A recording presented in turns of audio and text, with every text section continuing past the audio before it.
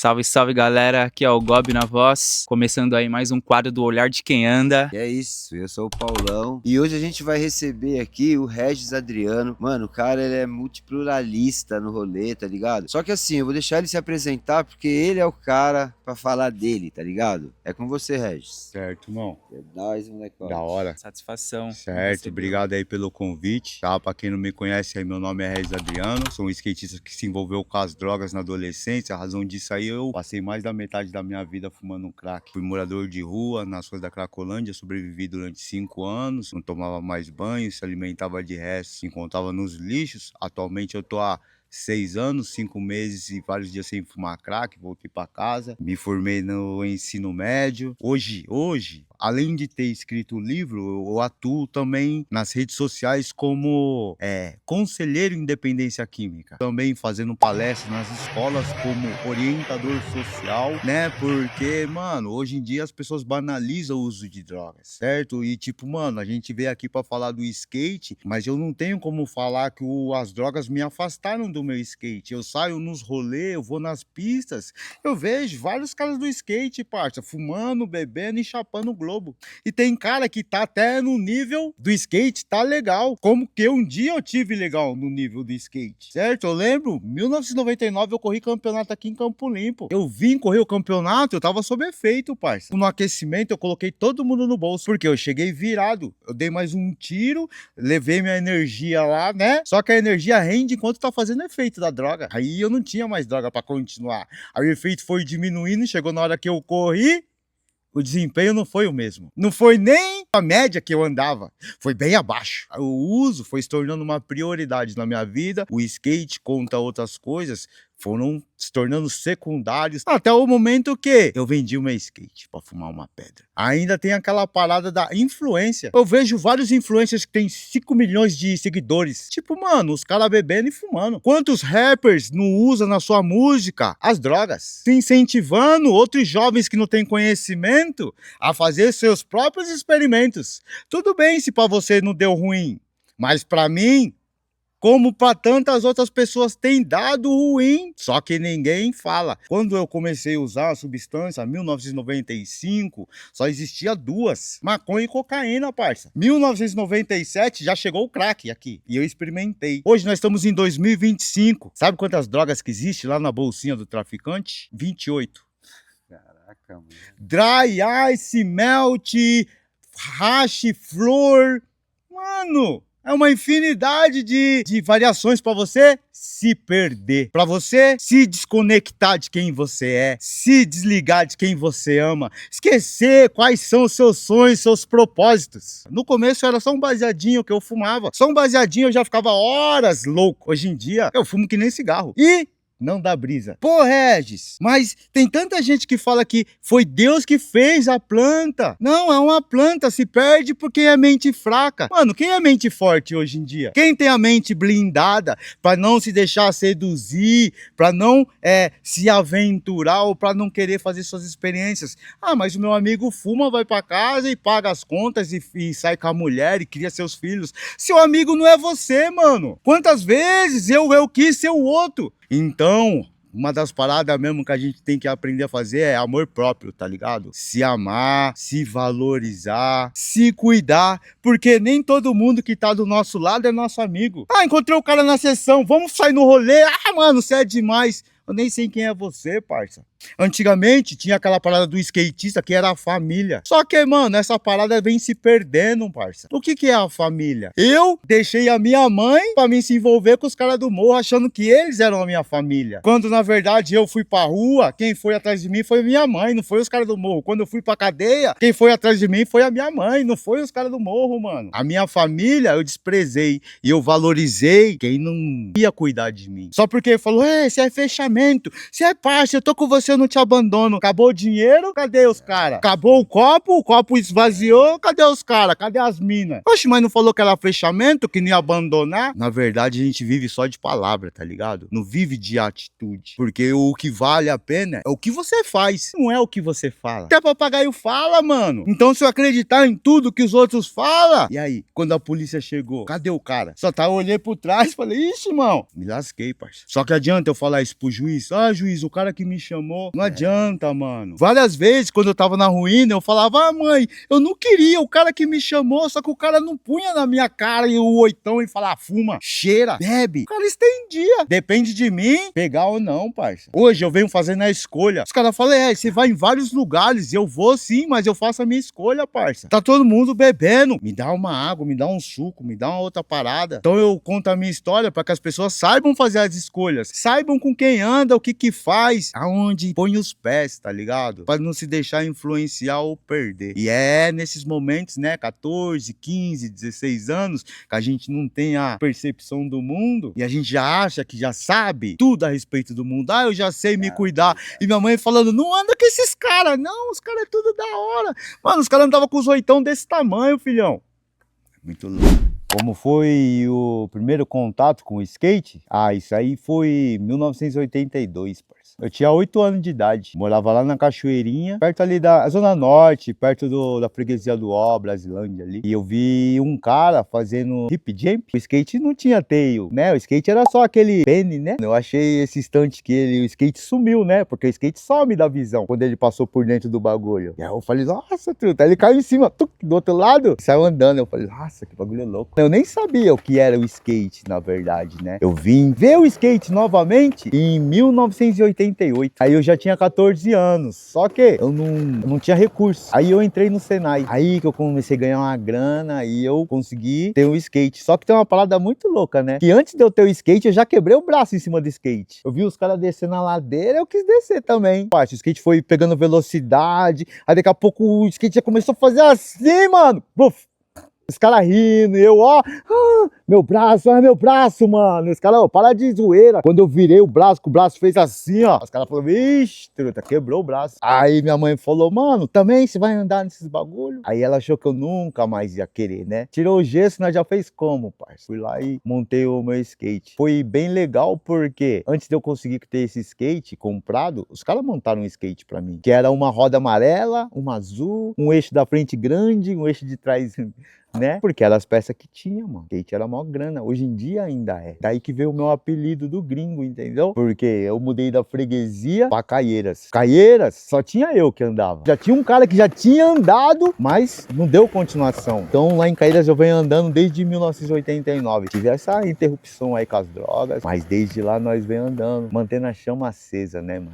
Várias pessoas me perguntam da importância do skate na minha recuperação, tá ligado? Atividade física, tá ligado? A gente tá falando de dopamina. E na verdade, o uso de drogas também gera dopamina, numa proporção infinitamente maior. Então por isso que algumas pessoas, quando deixam de usar drogas, têm dificuldade de se readaptar na sociedade. Por quê? Tá com os amigos não é prazeroso. Bater um papo, às vezes fazer uma viagem pra uma praia paradisíaca, não é prazeroso. Sabe o que é prazeroso? Uma pedrinha, um risco de pó, um copo de cachaça. Porque isso vai gerar dopamina pra eles. Então, quando eu voltei para minha casa, eu entendi que eu precisava movimentar o corpo. Aí o skate voltou, o que me gera dopamina, né? A atividade física. Tanto quanto ler um livro, ou quanto escrever, ou quanto faço um vídeo falando da minha vida. É nessas pequenas coisas aí que eu tenho buscado o prazer. Ô, Red, todo o pessoal que participa aí com a gente deixa uma lembrancinha aí, certo? Espero que você curta, mano. É nóis. agradece. É isso. A minha referência era os caras das antigas, tá ligado? Tipo, aqueles caras lá, o Beto Ordai. Hoje em dia, o skate tem pista em todo lado, parça. O bagulho é mó mamão falar que é skatista. Comprei um skate, põe embaixo do braço, sou skatista. Tira uma foto, ó. Mano, antigamente a polícia tomava teu skate, rapaz. Tinha aquela parada do skate não é crime, parça. Você sabia que se andasse com um skate a polícia te abordava? E aí, maluco, tem um baseado aí? Ele falou, oxe, senhor, por que isso? Por quê? Porque o skate era marginalizado, parça. Hoje o skate é gourmetizado. Hoje em dia tem até professor de skate. Vou falar o quê, mano? Nada contra as pessoas que ganham uma grana, né? É porque o desemprego tá difícil, então os caras têm que se reinventar. E até mesmo tem gente que vai falar skate é manobra. manobra. Você sabia que as pessoas não me chamam pros podcasts porque, mano, não é manobra. Você vai ver, tem vários podcasts aí de skate. É só os caras que tá no hype, parça. Como se skate fosse só Olimpíadas. Ah, é? Na minha época, no skate não tava nas Olimpíadas. Skate nem era esporte, parça. Skatista era o cara que chegava na pista e pichava. Hoje, se você pichar a pista, os caras te chamam de vândalo. Ali é expressão de arte, que nem quando você tá manobrando, é expressão de arte com o pé, parça. E o skate tem tudo isso. Tem a rebeldia, da liberdade de andar nos lugares onde que não dava pra andar. Hoje em dia as pessoas projetam lugares pra andar. É legal andar em pista, eu evoluí pra caramba com pista. Mas meio que perde uma referência. Hoje em dia tem uniforme pra skate, parça. Então as pessoas vêm inserindo várias regras num bagulho que era liberto, que transcendia. Por exemplo, antigamente o skate ia só até aqui, mas aí um cara conseguiu ir até aqui. Ele transcendeu, parça. Então como você vai querer limitar o skate? O que eu acho da cena do skate? O skatista sempre teve o ego, tá ligado? Lá em cima. Mano, eu podia estar cansado, filhão. Se aparecesse umas minas ali, eu colocava o caixote, ó, e pum. Porque eu queria me mostrar, parça. Hoje em dia você chega na pista, os moleques já chegam e já falam: ei, vamos tirar um game? Mano, o moleque quer amassar você de qualquer forma. O moleque quer mostrar que ele anda mais que você, mano. Hoje em dia, 5 caras andam aqui, 5 andam aqui, é porque eles estão rivalizando. Eles não estão socializando. Salve, Sandro Testinha, da ONG Social. Que tá, mano? Socializando. O skate é pra socializar. É aquilo, tá ligado? Eu evoluí junto com meus amigos. Eu sabia um flip, o meu amigo sabia o heel flip. Eu passei o flip pra ele me ensinou o heel flip. Eu não queria dar mais manobra pra ele pra humilhar ele ou desmerecer ele. Hoje eu vejo isso. Já andou no Vale do Anhangabaú? Mano, é uma opressão absurda, parça. Parece que as bordas é feito de chocolate. Que o sol vai derreter as bordas e não vai ter mais borda pra andar. Porque ninguém espera você ir, não, parça. Você que mete sua cara e torce para não cair no obstáculo, porque senão o cara vai usar você de obstáculo. Eu que tenho 50 anos, 51, cara, que eu tenho mais umas dificuldades, o cara não respeita não, parça. Os caras não lembram da história. Eles acham que o skate foi criado agora na geração 2000, que é eles que mandam, tá ligado? Por isso que às vezes a gente tem que se posicionar. Não é que às vezes nós é arrogante ou não, mas falou, respeita nós, mano. Respeita nós, ó, barba branca, mano. Deixa eu ir uma vez aí também, meu. Porque os caras não erram, os caras... Aí você tem que ficar vendo o cara andar. Ou esperar se uma vez ou outra ele der uma ruim de errar. Aí você vai. Aí que você vai e erra. Espera mais meia hora pra você andar de novo. Não, eu vou lá no Vale do Anhangabaú, eu ando só no outro lado, onde que os caras não andam. Pra mim conseguir ter um espaço, mano. Porque é bem complicado mesmo.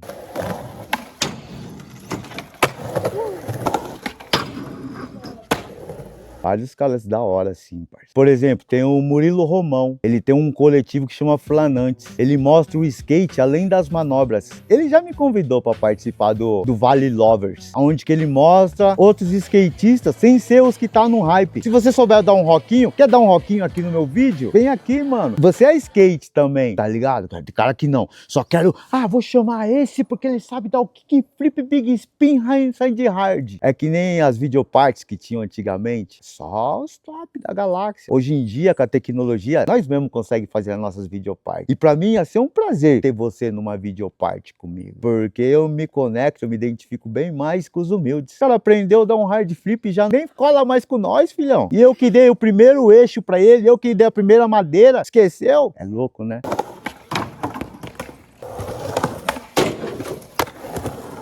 Esse skate é emocionante, caramba. Se você saiu pra andar de skate, parça, algo acontece. Mas tem 2 fatos que é bastante relevantes, tá ligado? Thiago Lemos tava morando em São Paulo uns tempos atrás aí. Uma vez ele compartilhou um vídeo meu, que é essa segunda emoção aí. Esse vídeo aí foi do dia do Skate Off Day. Saiu um documentário pelo SP Invisível, que faz trabalho com moradores de rua. Nesse dia eu fui contar a minha história e eu andei de skate lá na Roosevelt. E aí eu me lembrei que foi o skate esse dia aí que meio que deu uma virada de chave aí na minha vida. Porque eu tentei parar de usar drogas de diversas formas. Se internando, indo pra igreja, tomando remédio, mas eu não conseguia. Por isso que eu fui morar na rua. Eu falei, mano, eu vou ser craqueiro pra sempre. Vou morrer tomando pedra. Todo mundo já falava isso, né? Aí na pedra já era. Então, esse dia que eu tava lá na Praça Roosevelt, só que esse bagulho, esse dia era um domingo, parceiro. Domingo, no centro, não tem lixo na rua. Então eu fui lá no Matilha. Só que o Matilha dava refeição pros moradores de rua meio-dia. E era umas 9 horas da manhã ainda. Aí eu falei, vou ali na Roosevelt pouco tem a feira. Vou pegar os restos, né? Só que era 9 horas ainda, não tinha. Aí eu falei, vou ali pro Matilha e vou dormir lá na frente. Quando bater meio-dia, os caras acordam. Quando eu fui atravessar, não tava passando nenhum carro. Mas tava descendo uns caras de skate. Tipo, mano, eram uns 3 caras, filhão. Aquele barulho eu já ouvi de longe, né? O barulho da rodinha.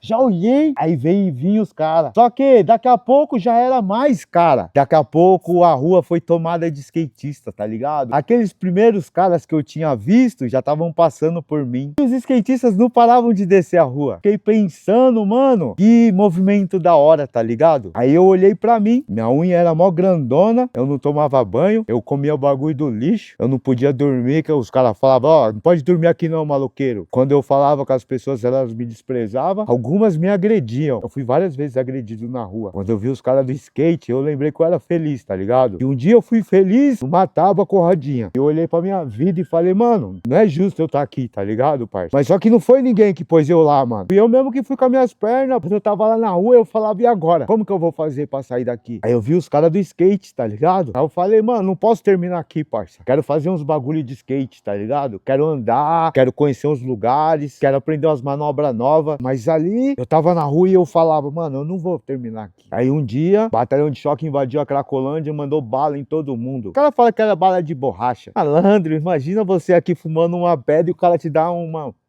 É assim que o sistema trata o usuário de drogas, com opressão, com repressão. Aí eu falei, enquanto eu ficar aqui na rua, as pessoas vão judiar de mim, tá ligado, parça? Aí eu voltei pra minha casa. Quando eu voltei pra minha casa, porque eu comecei a contar a minha história, isso aí deu esperança pra várias pessoas. Que tem de mãe que fala, Regis, eu queria que meu filho também percebesse, meu filho também lutasse. Um dia o Thiago Lemos viu meu vídeo, tá ligado? E ele compartilhou. Thiago Lemos, Luan de Oliveira compartilhou. Luan me mandou um áudio de 1 minuto, parça. Um dia eu vi o Thiago Lemos lá em São Paulo, aí ele veio e falou, Regis. Eu falei, caramba, você sabe meu nome, mano? Ele falou, disse, é mais skatista que vários. Ele falou, qual que é o shape que você usa? Aí eu falei, 8. Aí ele falou, pera aí. Aí ele pegou e me mandou uma mensagem, vai lá no Vale do Anhangabaú. Ele me deu um shape da Primitive, 0 bala, Giovanni Viana. Ele falou, calma que não acabou, sacou-lhe do Independente, R$999. Calma que não acabou, roda Spitfire. Calma que não acabou, os rolamentos dele. Calma que não acabou, deu os parafusos. Ele falou, o skate é seu, pai. Falei, nunca ninguém me deu nada, pai. Ele falou, eu tô te dando. Então, tipo, mano, às vezes eu achava que meu trampo não era da hora, que as pessoas nem se importam com o que eu faço. Aí ele viu e falou, irmão, não para seu trampo. Aí foi importante. Que nem os caras da 100% também me chamou pra ir lá no podcast. Eu falei, mal, eu acerto um flip. Ele falou, skate não é só manobra não, parça. Valeu, certo, Marcos Cruz? O cara falou, você é mais skatista que todo mundo. Sabe por quê?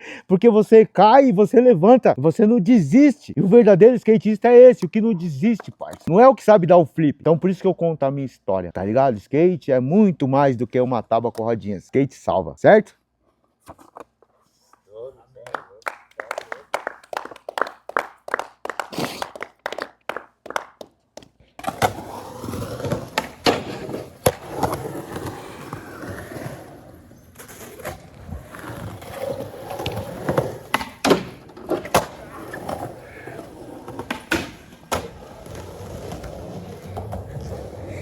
Que isso, né, mano? Fácil.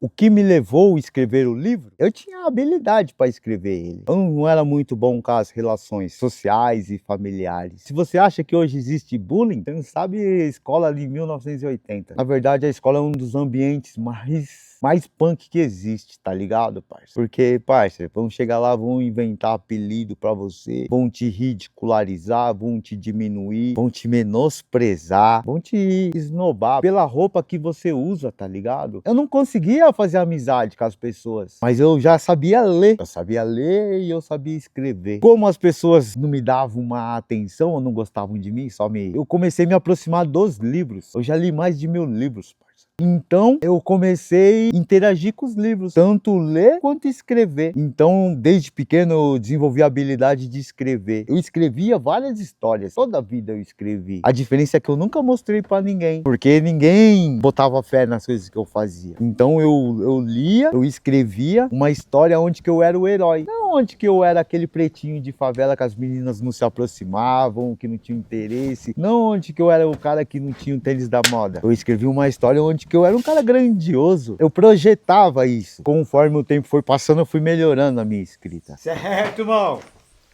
Valeu. Tamo junto. Boa leitura pra você, tá bom? Com certeza.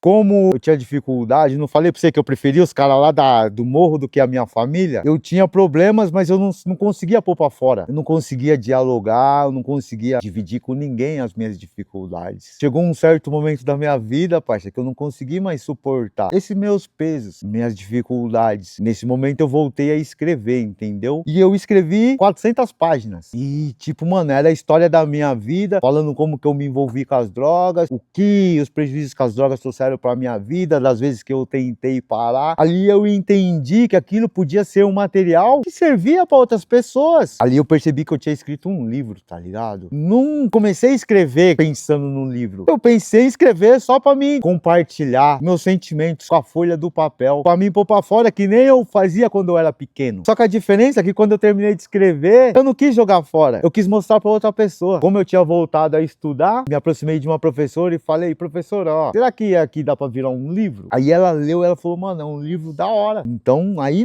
nasceu o livro. Hoje em dia eu já escrevi outros 6 livros, né? Eu publiquei 3, porque ainda tem um outro terceiro que foi anterior a esses 2. Esse aqui é o Skate no Caminho das Pedras na íntegra. Esse aqui é escrito de forma autobiográfica. Esse aqui é onde eu conto a história da minha vida, como que eu vivi com a minha família, que momento que eu conheci o skate, que momento que eu usei droga, que momento que eu percebi que eu tinha problemas com o uso, o que eu fiz pra tentar parar. Eu consegui? E aí, o que aconteceu? Não vou falar tudo, que senão as pessoas vão perder o interesse de ler o livro. E esse outro aqui é o Memórias das Minhas Brisas Tristes. É uma referência do livro do Gabriel Garcia Marques, Memórias das Minhas Putas Tristes. Esse cara aí foi ganhador do Prêmio Nobel. Quem sabe um dia esse aqui seja. Por isso que eu já chamei no pensamento. Esse aqui são as minhas memórias em formas de poesia, tá ligado? Eu tento deixar mais leve as dores, né? Às vezes eu choro, porque quando eu começo a pensar no bagulho, ainda me causa um desconforto. Então eu tentei escrever de forma poética para deixar um pouco mais leve. Consegui uma parceria dos caras lá da Galeria do Rock, da Fonte Skate Shop. Então pode estar acessando o link lá deles, na minha bio. Aí os caras fazem um envio para vocês. Eu também faço entregas pessoalmente. Às vezes as pessoas falam: não, eu queria conversar com você e tal. Não queria só comprar o livro. Aí nesses momentos, né, quando a pessoa é de São Paulo, me chama no WhatsApp, eu vou lá e faço a entrega pessoalmente. Faço a dedicatória, o autógrafo, aquela foto e publico nas redes sociais. Minha rede social tem algumas, né? Tem a do Instagram, tem a do Facebook, que é a página Usuários, tem no TikTok, que é Skate no Caminho das Pedras. Já parou pra se pensar por que as pessoas usam drogas? Qual o motivo que fazem elas usar as drogas? Os nomes já falam, droga. Mas por que mesmo assim as pessoas ainda vão atrás, ou buscam, ou fazem de tudo pela substância? Primeiramente, a gente vai falar sobre dependência química, a desordem neurológica. Modifica o sistema nervoso central, é o nosso cérebro. Dentro do nosso cérebro tem uma área chamada área da recompensa, região do prazer. Os cientistas chamam ele de núcleos accumbens. Ele é responsável por 2 coisas na nossa vida, 2 coisas vitais: comer e se reproduzir, nada mais. Se você não come, você morre. Se você não se reproduz, a espécie humana desaparece. Então você, querendo ou não, teu corpo faz você ir, certo? A droga age nessa mesma área. Sabe aquilo que era necessário para nossa sobrevivência e existência, comer e se reproduzir? A droga faz assim, ó.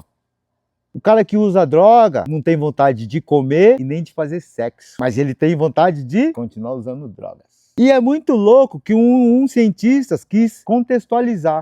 Mas as pessoas usam drogas porque as drogas estão ali no contexto. Outro cientista falou: quer ver? Eu vou pôr a droga lá em cima, lá, ó. E vamos ver se a pessoa vai fazer de tudo para chegar lá em cima. Só que eu vou oferecer perspectivas. Eu vou oferecer possibilidades para ela. Vou colocar uma mulher bonita aqui, ó. Vou colocar uma viagem para as ilhas gregas. Vou colocar aqui os melhores pratos pelos melhores chefes. Vou colocar aqui o batalhão de choque. Vou colocar aqui a Rota e o Denark. Duvido que o cara vai lá. E soltou o cara. O que você acha que o cara fez? O cara desviou da mulher. Várias vezes a mãe dos meus filhos falou: não vai. Eu ignorei. O cara desviou da mãe. A mãe: pelo amor de Deus, você não tá vendo o que você tá fazendo? Eu, obcecado, desviei da mãe. Desviei do trabalho, de tudo que era interessante. Desviei até do que me dava medo. Nada dá mais medo do que a polícia. E eu me desviei. Eu só parei, sabe quando? quando eu alcancei a substância. As famílias tentam fazer de tudo o cara parar de usar droga. O cara não para. O cara vende tudo de dentro de casa. Quantas vezes eu cheguei no rolê com milão no bolso? Eu voltei a pé e descalço. Por quê? Porque o uso gera aquela compulsão, a necessidade de mais uma. Mais uma pelo tênis, mais uma pelo boné, mais uma pela blusa, mais uma. Aí eu ia trocando, ó, mais uma.